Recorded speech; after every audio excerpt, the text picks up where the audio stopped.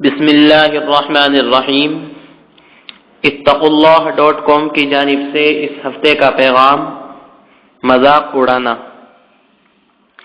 اعوذ باللہ من الشیطان الرجیم، بسم اللہ الرحمن الرحیم۔ لا يسخر قوم من قوم عسى ان يكونوا خيرا منهم ولا نساء من نساء عسى ان يكن خيرا منهن صدق اللہ العظیم۔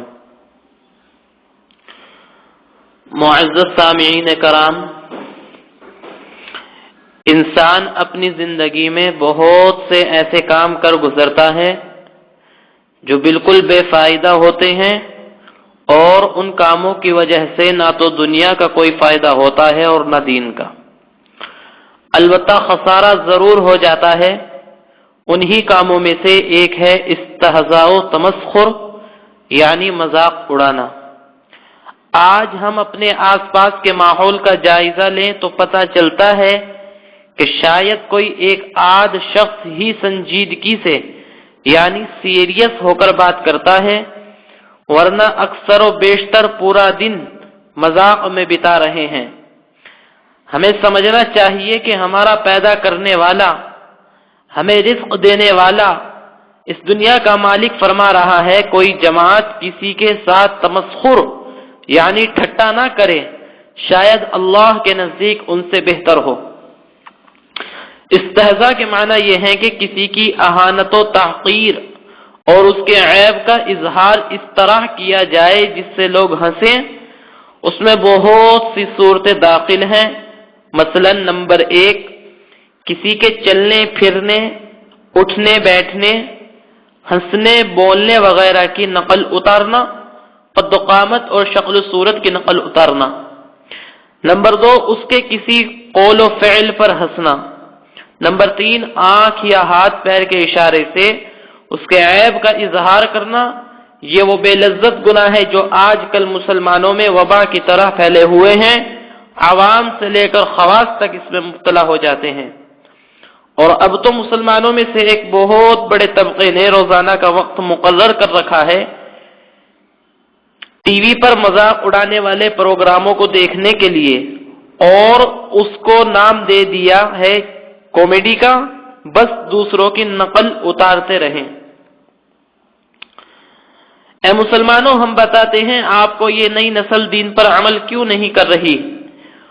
وجہ اس کی یہ ہے کہ جب کوئی نوجوان 2-4 دن پابندی سے نماز ادا کر لیتا ہے یا جماعت میں جاتا ہے یا کوئی ہمت والا داڑھی رکھ لیتا ہے تو اسی کے گھر والے اور ملنے جلنے والے اس کا مذاق اڑاتے ہیں، طرح طرح کے فقرے کومنٹس اس پر کستے ہیں، جیسے اوہو یہ ہے 2 دن کا ملا، اور ان باتوں سے تنگ آ کر وہ بیچارہ دین کے راستے سے ہٹ جاتا ہے۔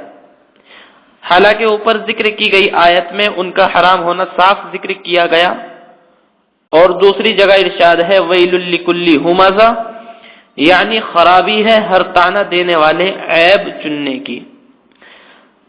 سنیے میرے دوستو، غور سے سنو اور عبرت حاصل کرو کہ مذاق کرنے والے شخص کے ساتھ کیا معاملہ ہوگا۔ حضرت حسن رضی اللہ عنہ فرماتے ہیں کہ رسول اکرم صلی اللہ علیہ وسلم نے فرمایا کہ جو لوگ دوسرے لوگوں کا استہزاء کرتے ہیں یعنی مذاق اڑاتے ہیں، آخرت میں ان کے لیے جنت کا ایک دروازہ کھولا جائے گا اور اس کی طرف بلایا جائے گا۔ جب وہ سرکتا ہوا سسکتا ہوا وہاں پہنچے گا تو بند کر دیا جائے گا، پھر دوسرا دروازہ کھولا جائے گا اور اسی طرح بلایا جائے گا۔ جب وہاں پر پہنچے گا تو بند کر دیا جائے گا۔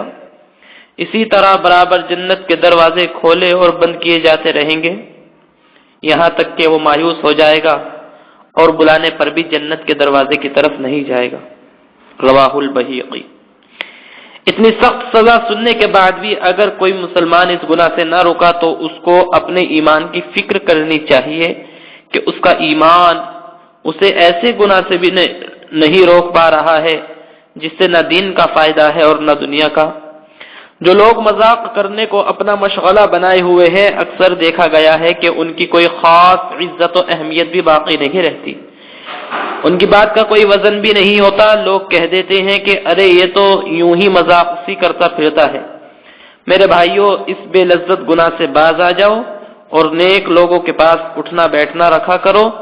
اللہ بھی ہمیں یہی حکم دے رہا ہے، اے ایمان والو اللہ سے ڈرو اور سچوں کے ساتھ رہو۔ اللہ تبارک تعالی ہمیں عمل کی توفیق عطا فرمائے، آمین۔ وآخر دعوانا ان الحمد للہ رب العالمین۔